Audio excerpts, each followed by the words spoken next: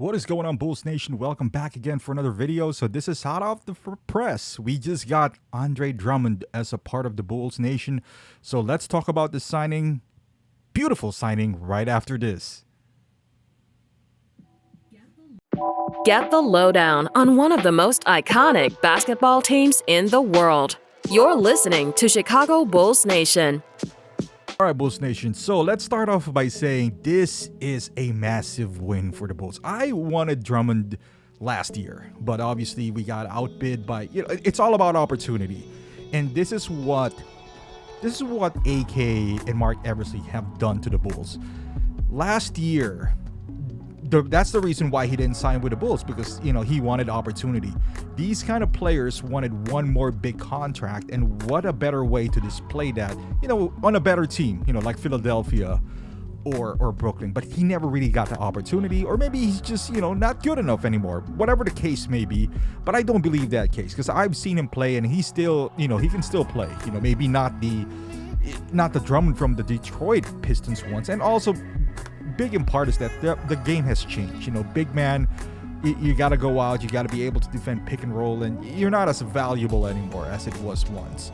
However, the Bulls is severely lacking size, and we need these big guys to be able to guard Embiid and Giannis. Not saying he can keep up with Giannis, but he's still a big body down there, and anyone who says otherwise doesn't know what he brings to the table. Look at Philadelphia when he left. They are lacking a big man down there.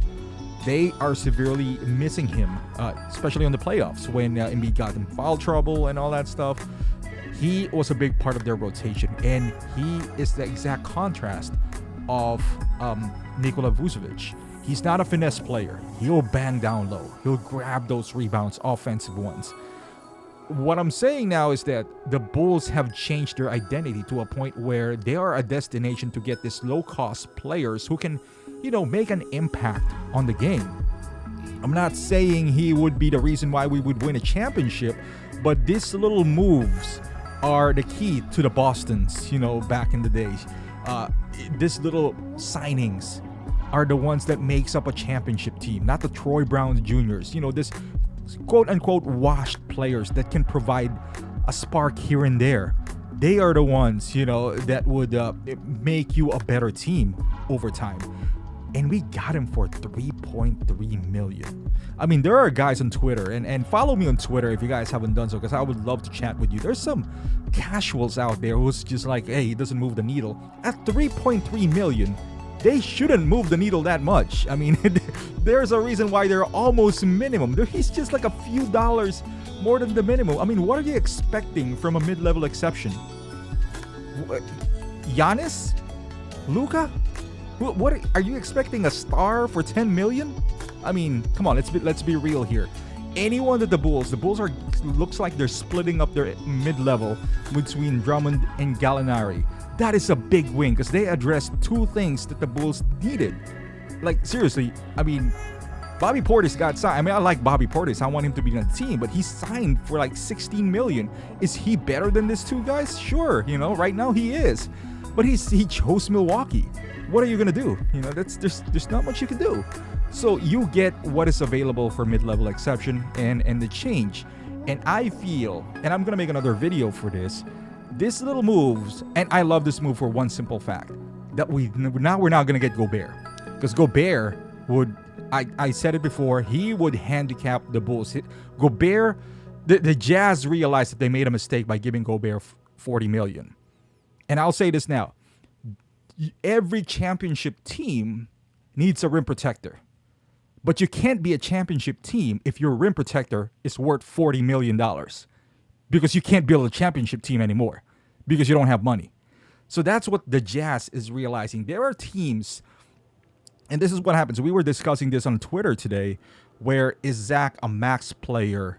He's max out of necessity. He's not max because he's max talent. He's max out of necessity, and that's what happened to Gobert, John Collins, and in part Wiggins. These are teams that are hungry for a star, quote unquote star player, that they are, because they know they were not a destination.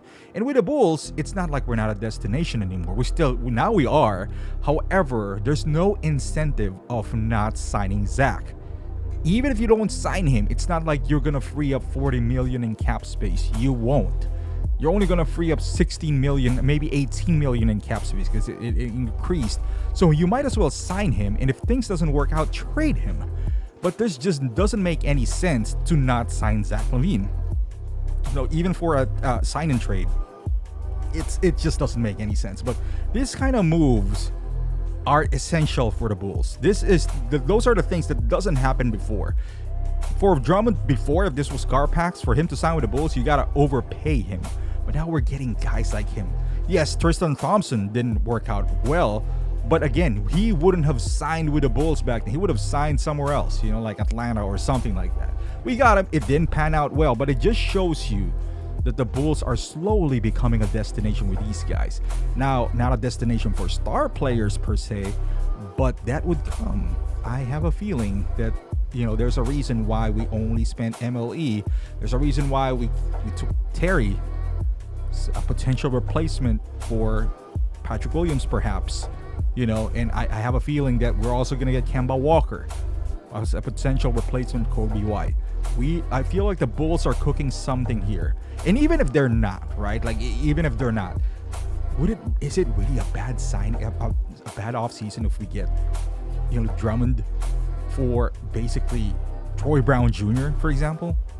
Or who's the other guy that we are going to replace? Matt Thomas for Gallinari?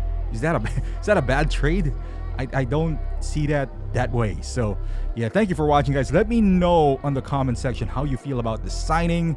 Again, let's be realistic here. The guy signed for $3.3 million.